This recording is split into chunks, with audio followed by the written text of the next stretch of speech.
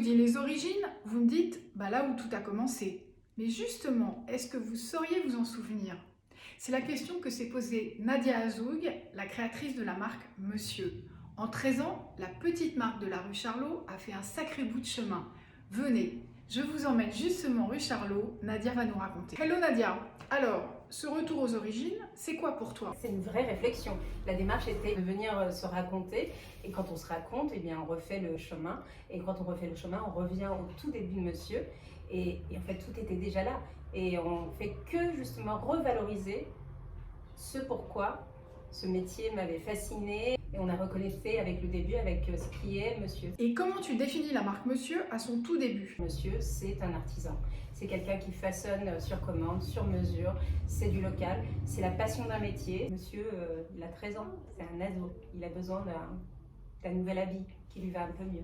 Ce nouvel habit pour Monsieur, tu nous le décris? Alors on va changer en tout cas tout ce qui fait l'habit Monsieur. Donc on a changé le logo. Le logo de Monsieur, c'est moi qui l'ai écrit sur le bord d'une table dans le resto que j'avais à l'époque. C'est un logo qui a été juste pensé comme tout le reste, c'est-à-dire quelque chose qui était fait à la main.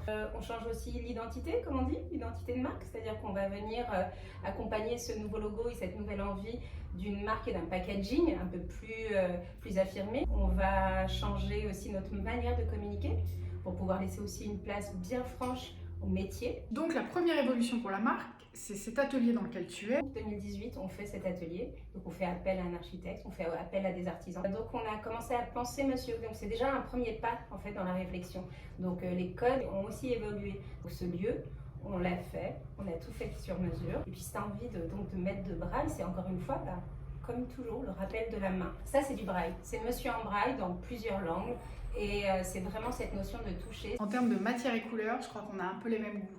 Tu nous racontes ce que tu as choisi pour la marque Monsieur, mais surtout pourquoi? Alors il y a forcément le laiton qui rappelle le doré, donc c'est un élément qui est fort, c'est celui qui est ici dans l'atelier où nous sommes. C'est un élément qu'on a remis, donc ce même mur qui est derrière moi, on l'a remis dans la boutique.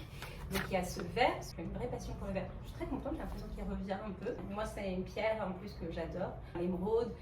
Plus particulièrement encore la tourmaline, parce que voilà, c'est hyper fort, donc on a travaillé là-dessus. Et puis il y a toute cette partie terracotta, tu sais, ce côté un peu cuir qui sont les pots qu'on peut trouver sous les établis, ce côté terrien, d'où je viens, je suis kabyle, donc la terre c'est important, c'est pour ça que la marque aussi est ancrée dans l'artisanat. Et ben voilà, les origines c'est le bled, le terracotta de la terre, le verre de la nature, les mains habiles qui égrènent le couscous ou qui font les bijoux depuis la nuit des temps.